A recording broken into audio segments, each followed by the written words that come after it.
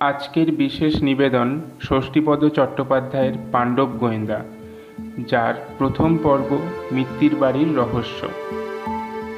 বাবলু, বিলু, ভোম্বল তিনটি ছেলে, বাচ্চু, বিচ্ছু দুটি মেয়ে, এই নিয়ে ওরা 5 জন। আর ওদের সঙ্গে আছে কালো একটি দেশি কুকুর, নাম পঞ্চু। কুকুরটির এক চোখ কানা বলে ওকে ওরা কানা পঞ্চু বলে, আর লোকে ওদের বলে পঞ্চপাণ্ডব। এই 5টি ছেলে মেয়ে এবং ওই কালো কুকুরটি একজোটে সর্বত্র ঘুরে বেড়ায়। এই কজনে কেউ কাউকে ছেড়ে থাকে না, যেমনই দস্যি, যেমনই ডানপিটার, তেমনই লেখাপড়ায়। গ্রীষ্মের ছুটির এক দুপুরে ওরা 5 জনে পঞ্চুকে নিয়ে মিত্তিরদের বাগানে ঘুরে বেড়াচ্ছিল। ঘুরতে ঘুরতে পোড়ো ভাঙা একটা বাড়ির কাছে এসে থমকে দাঁড়ালো ওরা। বাড়িটা দোতলা, একদিকের ছাদ নেই, একদিকের দেওয়াল ধসে পড়েছে, একদিকের ছাদে ছোট ছোট বট গাছ, অশ্বত্থ গাছ ইত্যাদি গজিয়েছে। বাড়ির ভেতর আর বাইরেটায় ঘন ঘাস, আগাছা ইত্যাদির বন হয়ে আছে। একটা মস্ত গুলঞ্চ গাছ তার শাখা প্রশাখা নিয়ে জুড়ে আছে বাড়ির ভাঙা দালানের গায়ে। ওরা 5 জনে সেইখানে এসে বসলো। বাবলু প্যান্টের পকেট থেকে বার করলো 2টো কাঁচা আম, বিলুর সঙ্গে ছিল নুন আর লঙ্কা, ভোম্বলের কাছে ছিল ছোট একটা ছুরি। তাই দিয়ে আমটাকে কুচি কুচি করে নুন লঙ্কা মাখিয়ে বেশ জুৎসই একটা চিজ তৈরি করে ফেললো ওরা। বাচ্চু আর বিচ্ছু মেয়ে দুটি নেহাতেই ছোট বলে ওরা শুধু চেয়ে চেয়ে দেখতে লাগলো। যখন ভাগ হলো তখন সবার ভাগেই সমপরিমাণ পড়লো। বাচ্চু বিচ্ছু ছোট বলে যে ওদের ভাগে কম পড়লো তা কিন্তু হলো না। আমের কুচি খেয়ে বিলু আর ভোম্বল সেই আঁকা বাঁকা গুলঞ্চ গাছের ডালে উঠে ঠেস দিয়ে বসে রইল। বাচ্চু বিচ্ছু শুয়ে গড়াগড়ি দিতে লাগলো ঘাসের ওপর। আর বাবলু করলো কি, পঞ্চুর সামনেকার পা দুটো ধরে তাকে নিয়ে নানা রকম কেরামতি করতে লাগলো। পঞ্চুর সঙ্গে খেলা করতে করতেই বাবলুর মাথায় হঠাৎ একটা বুদ্ধি এলো। যেই না আসা বাবলু অমনি নিজের মনেই হাতে টুসকি দিয়ে চেঁচিয়ে বলল, দ্যাটস আইডিয়া। বিলু, ভোম্বল টুপটাপ করে গাছের ডাল থেকে নেমে পড়ল। বাচ্চু বিচ্ছুও শোয়া ফেলে গায়ের ধুলো ঝেড়ে উঠে বসলো ঘাসের ওপর। পঞ্চুও তাকালো বাবলুর মুখের দিকে। বাবলু চোখ দুটো উজ্জ্বল করে বলল, একটা চমৎকার প্ল্যান এসেছে মাথায়। ভোম্বল বলল, কিসের প্ল্যান? অ্যাডভেঞ্চারের। বিল্লু বলল, মাথা খারাপ, এই মিত্তিদের বাগানে বসে অ্যাডভেঞ্চার করা যায় নাকি? সাহস থাকলে ঠিকই যায়। ভোম্বল বলল, তাছাড়া অ্যাডভেঞ্চারের একটা পরিবেশ তো চাই। কি করে নিবি? যেখানেই রহস্যের গন্ধ পাবো সেখানেই ছুটে যাব আমরা। বাচ্চু বিচ্ছু বলল, কাজটা কিন্তু খুব কঠিন। বাবলু বলল, হোক কঠিন, চেষ্টা তো করব। বিলু বলল, তাহলে এক ধরনের শখের গোয়েন্দাগিরি হবে, কি বল? ঠিক তাই। ভোম্বল বলল, মন্দ নয়, দেখাই যাক না একটু চেষ্টা করে। বিলু একটুক্ষণ চুপ করে থেকে হঠাৎ উৎসাহিত হয়ে বিলুর পিঠ চাপড়ে বলল, হ্যাঁ হ্যাঁ, লেগে পড়, জয় মা কালী। তার ওপর তুই যখন আমাদের লিডার, তখন আর ভাবনা কি? বাচ্চু বিচ্ছু বলল, ওহ কি দারুণ মজা। সবাই সমস্যারে বলে উঠল, হিপ হিপ হুররে। পঞ্চুও তাদের সাথে আনন্দে ডেকে উঠল ভৌ ভৌ করে। বাবলু পঞ্চুকে জড়িয়ে ধরে বলল, তুইও আমাদের দলে থেকে সাহায্য করবি, পারবি তো? পঞ্চু ভৌ ভৌ করে ডেকে সায় জানালো। বাবলু বলল, এবার কিন্তু আমাদের এই গ্রুপটার একটা নাম দিতে হবে এবং এই বাগানেই, এই পোড়ো বাড়ির ভিতরেই ঘাঁটি হবে আমাদের। বিলু বলল, কি নাম দিবি দলটার? ভোম্বল বলল, সবাই যখন আমাদের পঞ্চপাণ্ডব বলে তখন আমাদের দলের নামও তাই হবে, পঞ্চপাণ্ডব অ্যান্ড কোং। বাবলু বলল, তুই একেবারে রাম বুদ্ধ, অ্যান্ড কোং আবার হয় নাকি? বাচ্চু বলল, তুমিই বলো বাবলুদা। বিচ্ছু বলল, শুধু পঞ্চপাণ্ডব নামটা কেন? বাবলু বলল, না, নামটাকে আরও একটু মডার্ন করতে হবে, আমাদের দলের নাম হবে পাণ্ডব গোয়েন্দা। বাচ্চু বিচ্ছু চেঁচিয়ে বলল, ওয়ান্ডারফুল। ভোম্বল বলল, আমি এখনই আমাদের পাড়ায় ঘ্যাচাদাকে দিয়ে একটা সাইনবোর্ড করিয়ে আনছি, যাতে লেখা থাকবে আমাদের দলের নাম পাণ্ডব গোয়েন্দা। বাবলু বলল, সেই ভালো, আজ থেকেই তাহলে আমাদের কাজ শুরু হয়ে যাক। ভোম্বল, তুই সাইনবোর্ড তৈরি করবে যা, আমরা ততক্ষণে ঘরটা পরিষ্কার করে ফেলি। ভোম্বল চলে গেল। বিলু বলল, ঘর তো পরিষ্কার করবি, কিন্তু একটা ঝাঁটা তো চাই, তারপর জল ছিটোবার জন্য চাই একটা বালতি। বাবলু বলল, ঝাঁটা না হলেও চলবে, কালকাসুদের ঝাড় দিয়ে ঝাঁটা বানিয়ে নেব, কিন্তু বালতি কোথায় পাবো? বাচ্চু বলল, কি করে আনবি? মা যদি দেখতে পায়? সে আমি ঠিক নিয়ে আসবো লুকিয়ে। এই বলে বিচ্ছু চলে গেল। ততক্ষণে বাবলু, বিলু আর বাচ্চু ঘর পরিষ্কারের কাজে লেগে গেছে। একটু পরে বিচ্ছু বালতি নিয়ে ফিরে এলে সেই বালতি করে পাশের পুকুর থেকে জল এনে ঘরময় ছেটানো হলো। ভোম্বলও ফিরে এলো ঘন্টা দুয়েকের মধ্যে। ওর হাতে চমৎকার একটা সাইনবোর্ড, যাতে লেখা পাণ্ডব গোয়েন্দা। সেই বোর্ডটা ওরা ভাঙা বাড়ির দেওয়ালে পেরেক ঠুকে লাগিয়ে দিল। দেখতে দেখতে সন্ধে হয়ে এলো, কাজেই ওরা আর কেউ রইল না সেখানে। পঞ্চুকে নিয়ে যে যার ঘরে ফিরে গেল। রাত্রিবেলা বাচ্চু আর বিচ্ছু পাশাপাশি শুয়েছিল, দুজনেই ঘুমোচ্ছিল অঘরে। এমন সময় গুমোট গরমে হঠাৎ ঘুম ভেঙে গেল বিচ্ছুর। বিছানায় শুয়ে তাই এপাশ ওপাশ করতে লাগলো। দুপুরবেলার ঘটনাগুলোও মনে আসতে লাগলো সব। হঠাৎ মনে পড়ল, আরে পলিথিনের বালতিটা তো সেই ভাঙা বাড়ির ভেতরেই ফেলে রেখে এসেছে, সেটা তো আনা হয়নি। মনে পড়তেই বুকটা ধড়াস করে উঠল। কেননা কাল সকালে যখন বালতির খোঁজ পড়বে, তখন যদি মা বালতি না পান তাহলেই সব ফাঁস হয়ে যাবে। আগে তো দুমদাম করে ঘা কতক দিয়েই দেবেন ওকে, তারপরে অন্য কথা।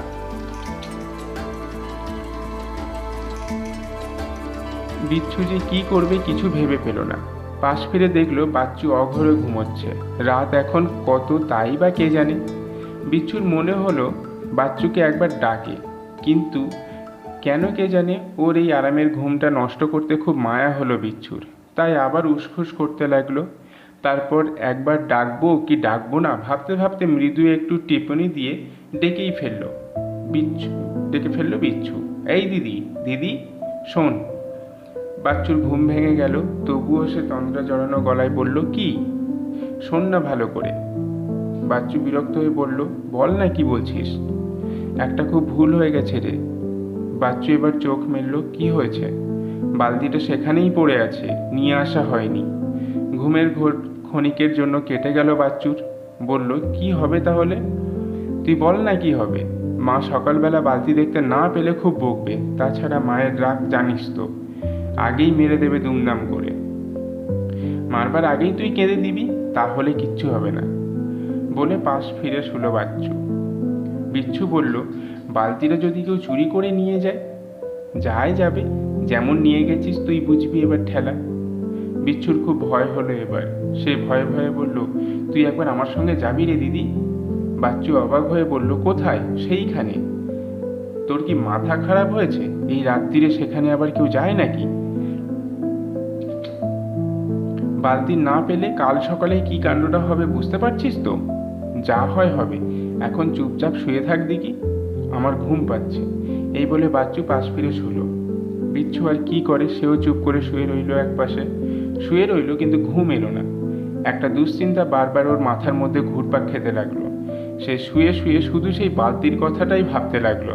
তারপর এক সময় যখন পাশে শুয়ে থাকা বাচ্চুর নাক ডাকার শব্দ শুনতে পেল, তখন বুঝলো বাচ্চু বেশ গভীর ঘুমেই মগ্ন হয়ে গেছে।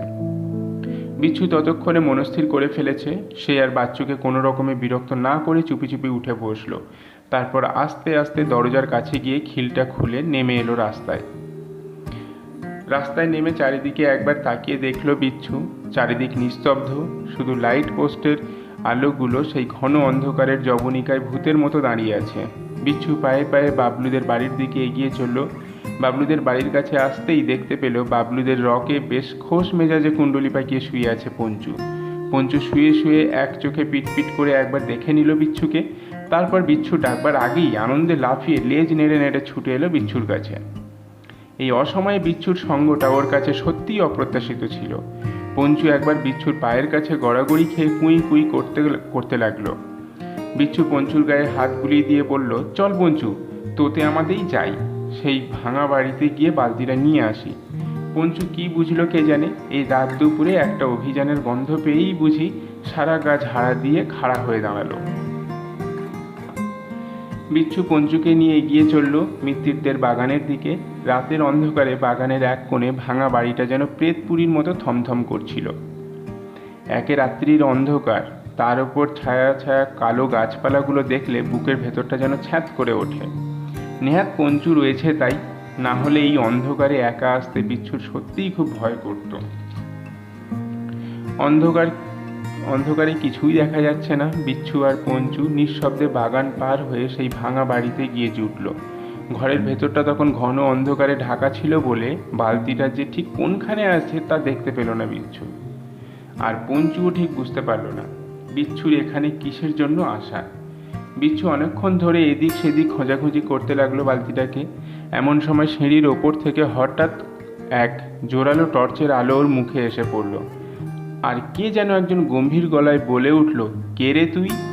সঙ্গে সঙ্গে পঞ্চুও ক্রুদ্ধ গলায় চিৎকার করে উঠল, ভৌ ভৌ করে।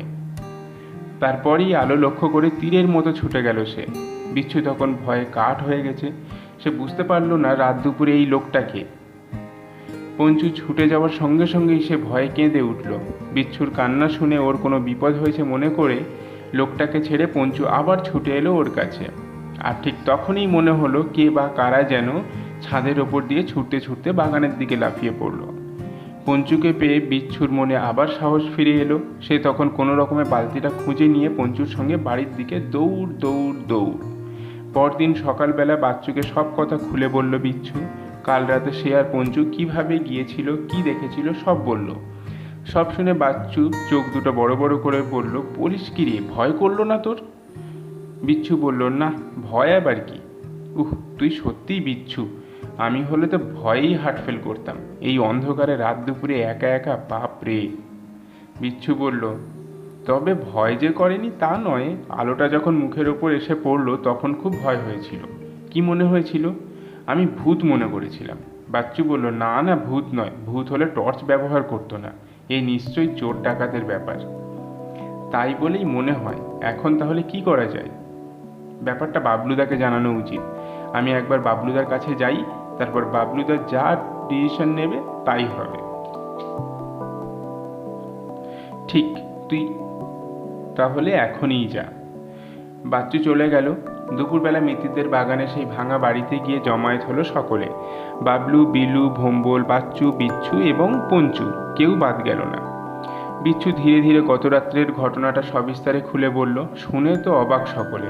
বাবলু বলল, আমি বিচ্ছুর এই দুর্দান্ত সাহসের প্রশংসা করি।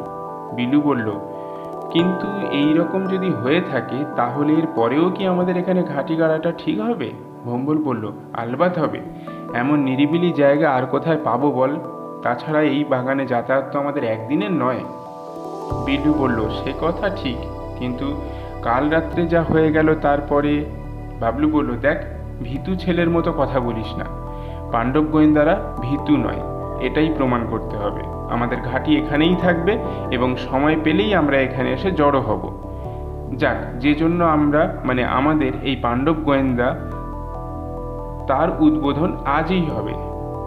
আজ থেকেই শুরু হবে আমাদের কাজ। আজ রাত 12টার সময় সবাই যখন ঘুমিয়ে পড়বে তখন আমাদের বাড়ির লাইট পোস্টের নিচে এসে দাঁড়াবি তোরা। সেখান থেকেই দল বেঁধে আমরা এখানে আসব। তবে পঞ্চুকে এবারে আমাদের সঙ্গে নেব না, কেননা যদি ভৌতিক ব্যাপার হয় তাহলে কুকুর ভূত চেনে, ও বেটা চেঁচিয়েই সব মাটি করে দেবে। বিলু বলল, কিন্তু আমার মনে হয় পঞ্চু আমাদের সঙ্গে থাকলেই ভালো হতো। বাবলু বলল, না। সেই না শুনে পঞ্চু অমনি মুখ উঁচিয়ে প্রতিবাদ করে উঠল, ভৌ ভৌ করে। বাবলু বলল, না পঞ্চু, আমাদের আজকের এই অভিযানে তোমাকে আমরা সঙ্গে নিতে পারবো না। বিলু, ভোম্বল, বাচ্চু, বিচ্ছু সবাই তখন বাবলুকেই সমর্থন করলো।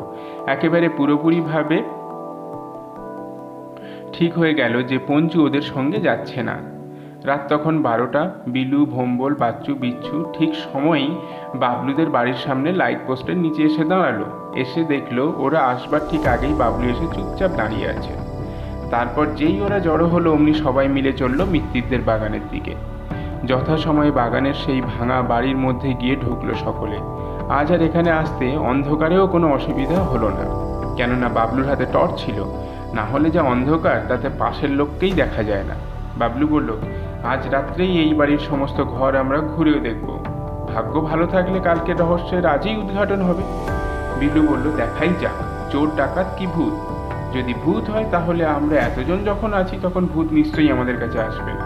ভোম্বল বলল, সঙ্গে একটা আঁশবটি রাখলে ভালো হতো। বাবলু বলল, আঁশবটি কি হবে? আঁশবটি দেখে ভূত পালাবে? বোকা কোথাকার, এত ভয় কেন? এটা বিজ্ঞানের যুগ। এই যুগে ভূত বলে কিছু আছে নাকি? আর ভূত যদি থাকিও তাহলে ভূতের সঙ্গে খালি হাতেই লড়বো আমরা। ভোম্বল বলল, আমি অবশ্য আসবার সময় সঙ্গে একটা গুলতি আর কিছু পোড়া মাটির গুলিও নিয়ে এসেছি, দরকার হলেই কাজে লাগাবো। বাবলু উৎসাহিত হয়ে বলল, খুব ভালো করেছিস, অনেক কাজে লাগবে ওটা, দে গুলতিটা আমার হাতে দে। ভোম্বল গুলতিটা বাবলুর হাতে দিল। এমন সময় হঠাৎ হিস শব্দ করে সবাইকে চুপ করতে বলল বাবলু। কি হলো, হলো কি? সবাই কান খাড়া করে শুনতে লাগলো। সেটা কেমন যেন রোমাঞ্চকর মনে হলো। বিচ্ছু এসে বাচ্চুর গায়ের কাছে ঘন হয়ে দাঁড়ালো। সবাই শুনল ছাদের ওপর কেমন যেন একটা খসখস আওয়াজ হচ্ছে। কি ভয়ঙ্কর! এই ঘন অন্ধকারে নিগস কালোয় এই ভাঙা বাড়িটা তখন সত্যিই প্রেতপুরী বলে মনে হলো। মুঠো মুঠো জোনাকি চারিদিকে ইতস্তত বিক্ষিপ্তভাবে উড়ে বেড়াচ্ছে। সেই মিটিমিটি জোনাকির আলোয় মনে হলো এই পরিবেশটাই এক সাংঘাতিক রকমের বিভীষিকাময়। বাইরে চাপা গাছের ডালে একটা প্যাঁচা ডাকলো শঁ শঁ শব্দ করে। ওরা টর্চের আলো নিভিয়ে দিয়েছে তখন। প্রত্যেকেই স্থাণুর মতো দাঁড়িয়ে আছে, দেওয়াল ঘেঁষে নীরবে দেওয়ালের ঠেস দিয়ে দাঁড়িয়ে রইল ওরা। অনেকক্ষণ দাঁড়িয়ে থাকার পর এক সময় খুব সাবধানে, অত্যন্ত চাপা গলায় বাবলু বলল, সবাই আমার পিছু পিছু আয়। তারপর গুলতিটা একটু টেনে টেনে দেখে হাতে দিয়ে বাবলু বলল, এগুলো তোর কাছে রাখ বিলু, তোর হাতের অভ্যর্থটি। যদি দেখিস আমাদের মুখের ওপর কোনো আলো এসে পড়ছে, তাহলে সঙ্গে সঙ্গে সেই আলো লক্ষ্য করে গুলতিটা টিপ করবি। বিলু আচ্ছা বলে গুলি ও গুলতি নিয়ে নিল। তারপর সবাই মিলে এগিয়ে চলল বাবলুর পিছু পিছু। ওরা এ ঘর সে ঘর করে দোতলায় উঠে এলো। দোতলার বারান্দা পার হয়ে একটা ঘরের কাছে যেতেই দেখলো ঘরের ভেতর থেকে মৃদু একটু আলোর রেখা খুব অস্পষ্টভাবে বাইরে ভেসে আসছে। ওরা একবার থমকে দাঁড়ালো। তারপর খুব সন্তর্পণে ঘরের ভেতর উঁকি দিয়ে দেখলো একজন ভদ্রলোক হাত পা বাঁধা অবস্থায় ঘরের মেঝেয় পড়ে আছেন, আর দুটো কঙ্কাল দুপাশে দাঁড়িয়ে আছে ধারালো দুটো ছোরা হাতে নিয়ে। কি ভয়ঙ্কর সেই দৃশ্য! একজন ছোরা উঁচিয়ে বলছে, এখনও কিন্তু সময় আছে, যদি ভালো চান তো শিগগির এই কাগজটাতে লিখে দিন, আমরা গেলেই যেন আপনার স্ত্রী আমাদের হাতে 20,000 টাকা তুলে দেন। যদি না লেখেন তাহলে আজ রাত্রেই আপনাকে খুন করে আমরা এই বাগানে চাপা গাছের গোড়ায় পুঁতে ফেলব। আপনার মতো আরও অনেককেই সরিয়ে দিয়েছি আমরা, অতএব যা বলি তা চটপট করে ফেলুন। ভদ্রলোক কঠিন গলায় বললেন, ও টাকা আমার মেয়ের বিয়ের জন্য সবে কাল তুলেছি, আমার এখনও 5,000 টাকার দরকার। আমি কি করে ও টাকা তোমাদের দেব? আপনাকে দিতেই হবে, অসম্ভব, ও আমি দিতে পারবো না। চিঠি তাহলে লিখবেন না আপনি? না, আমার মেয়ের বিয়ে আমার বাড়ির লোকেরাই দিয়ে দেবে, তোমাদের যা ইচ্ছা তা করতে পারো। এই না দেখেই তো পাণ্ডব গোয়েন্দাদের চক্ষু গেল স্থির হয়ে। এ আবার কি আশ্চর্য ব্যাপার! কঙ্কাল যে মানুষের মতো কথা বলে তা ওদের ধারণাতেই ছিল না। কঙ্কাল কঙ্কালই, কঙ্কাল মানেই তো ভূত। আর তাই যদি হয়, মানে ভূতই যদি হয়, তবে ভূতে কেন খামোখার টাকা চাইতে যাবে? এ শুধু আশ্চর্য নয়, দারুণ এক রহস্যময় ব্যাপার। বিলু বলল, কি করবি রে বাবলু? কেটে পড় শিগগির, হাওয়া খারাপ। বিলু বলল, তাই তো মনে হচ্ছে। এদের কথা শুনে বাবলু একটু রেগে বলল, আচ্ছা ইডিয়েট, তো চুপ কর না। যেই না বলার সঙ্গে সঙ্গে কঙ্কাল দুটো ঘুরে তাকালো। তারপর চট করে বাতিটা নিভিয়েই টর্চের এক ঝাঁক তীব্র আলো ওদের মুখের ওপর নিক্ষেপ করে বলল, কে কে ওখানে? ধরা পড়ে গিয়ে বাবলুদের তখন দারুণ সাহস বেড়ে গেছে, আবার জেদও চেপে গেছে খুব। ওরা তাই সমস্বরে বলে উঠল, পাণ্ডব গোয়েন্দা। বিলু রেডি হয়েই ছিল। সঙ্গে সঙ্গে সে একটু আড়াল হয়ে টর্চের মুখ লক্ষ্য করে গুলতি টিপ করলো। একেবারে অব্যর্থ টিপ লাগলো গিয়ে ঠিক টর্চের আলোর মুখেই। লাগা মাত্রই ফট করে ভেঙে গেল কাঁচটা। সে আলোও নিভে গেল তখনই। ওদের আলো যেই না নিভল অমনি জ্বলে উঠল বাবলুর টর্চ। একটা কঙ্কাল ভয়ে চেঁচিয়ে উঠল, ভূত! এই নিশ্চয়ই ভুতুড়ে ব্যাপার।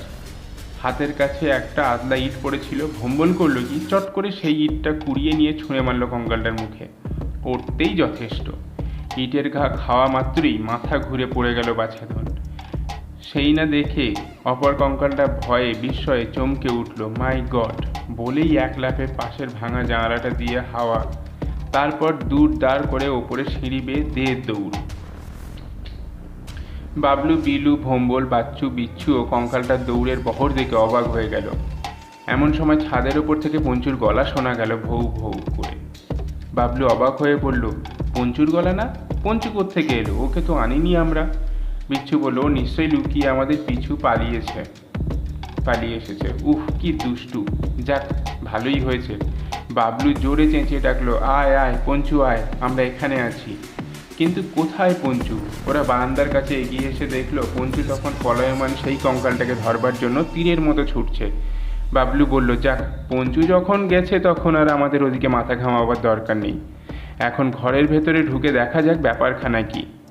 ওরা সকলে ঘরের ভেতর ঢুকলো। তারপর টর্চ জেলে সেই অচৈতন্য কঙ্কালটার কাছে এগিয়ে গেল। বিলু আর ভম্বল হাত পা বাঁধা ভদ্রলোকের বাঁধন খোলার কাজে লেগে গেল। ভদ্রলোক মুক্তি পেতেই তাড়াতাড়ি পকেট থেকে দেশলাই বার করে জেলে ফেললেন বাতিটাকে। বাতির আলোয় ঘরটা আলোকিত হয়ে উঠতেই ওরা দেখল এতক্ষণ দূরে থেকে যাকে ওরা কঙ্কাল বলে ভুল করেছিল, আসলে সে কঙ্কালই নয়, কঙ্কালের পোশাক পরা মানুষ মাত্র।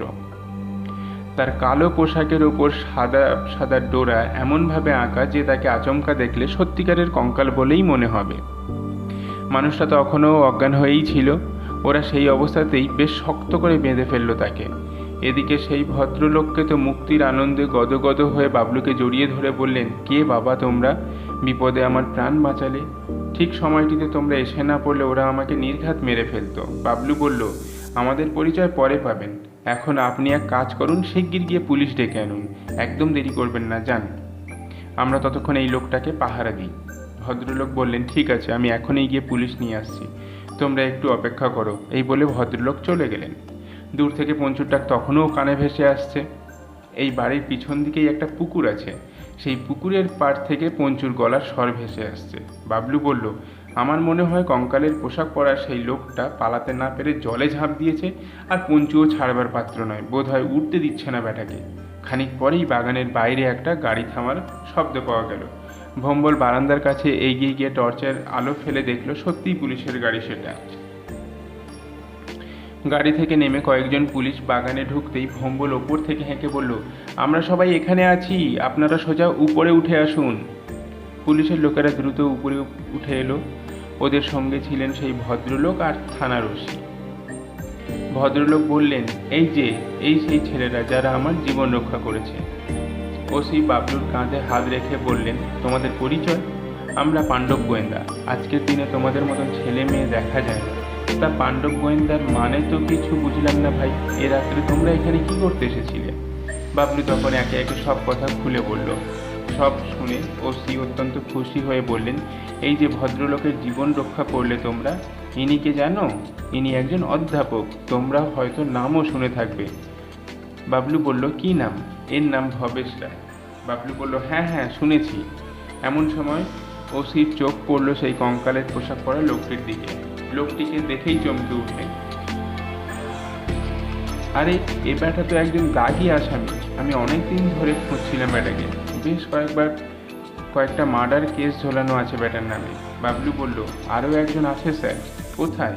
সেই গিয়ে পুকুরে ঝাঁপ দিয়েছে, আমাদের কুকুর পাহারা দিচ্ছে তাকে, ওই শুনুন আমাদের কুকুরের ডাক। পঞ্চু তখনও সমানে চেঁচিয়ে চলেছে। ওসি তার কয়েকজন কনস্টেবলকে বললেন, এই তোরা এ ব্যাটাকে অ্যারেস্ট করে ভ্যানে ওঠা, আমি ততক্ষণে অন্যটার ব্যবস্থা করি। এই বলে আরও 2-4জন কনস্টেবলকে নিয়ে পুকুরের দিকে চলে গেলেন ওসি। পাণ্ডব গোয়েন্দারাও পুলিশের সঙ্গে চলল। জোড়া জোড়া টর্চের আলোয় আলোকিত পথে দলবদ্ধ হয়ে চলতে কোনো অসুবিধেই হলো না। পুকুর পাড়ে গিয়ে সবাই যা দেখল তা এক মহা কেলেঙ্কারির ব্যাপার। পলাতক লোকটি প্রাণ বাঁচাবার জন্য সত্যিই জলে ঝাঁপ দিয়েছে, আর পঞ্চু তাকে এমন ফ্যাসাদে ফেলেছে যে বাছাধন কোনো রকমেই ডাঙায় উঠতে পারছে না। যেদিক দিয়ে উঠতে যায় সেদিক দিয়েই আক্রমণ করে পঞ্চু। নিরুপায় লোকটি তখন পঞ্চুর আঁচড় কামড় থেকে বাঁচবার জন্য জলের ওপর রসগোল্লার মতো ভাসছে। বাবলু গিয়ে পঞ্চুকে ধরতেই জল থেকে সুরসুর করে উঠে এলো লোকটি। পুলিশের লোকেরা হাতকড়া নিয়ে একেবারে তৈরি হয়ে দাঁড়িয়েছিল। উঠে আসতেই অ্যারেস্ট করলো লোকটিকে। পাণ্ডব গোয়েন্দাদের এই নৈশ অভিযান সত্যিই সফল হলো। দুজন নামকরা দুষ্কৃতীকে যে ওরা ধরিয়ে দিতে সক্ষম হলো, এটা বড় কম কৃতিত্বের ব্যাপার নয়। তাছাড়া একজনের জীবনও রক্ষা হলো। ওসি সেই রাতে পুলিশের জিপে করেই পাণ্ডব গোয়েন্দাদের প্রত্যেককে তাদের বাড়িতে পৌঁছে দিলেন এবং সকলের বাবা মাকে ধন্যবাদ জানালেন। আর সেই ভদ্রলোক অর্থাৎ ভবেশবাবু তার মেয়ের বিয়েতে পাণ্ডব গোয়েন্দাদের নেমন্তন্ন তো করলেনই, উপরন্তু করলেন কি, তার পরদিন রাত্রিবেলা পাণ্ডব গোয়েন্দাদের প্রত্যেকের বাবা মাকে পর্যন্ত বাড়িতে নিয়ে গিয়ে দারুণভাবে খাওয়ালেন। সে নিমন্ত্রণে অবশ্য পঞ্চুও বাদ পড়েনি। সেই থেকে পাণ্ডব গোয়েন্দাদের নাম সকলের মুখে মুখে ছড়িয়ে পড়ল।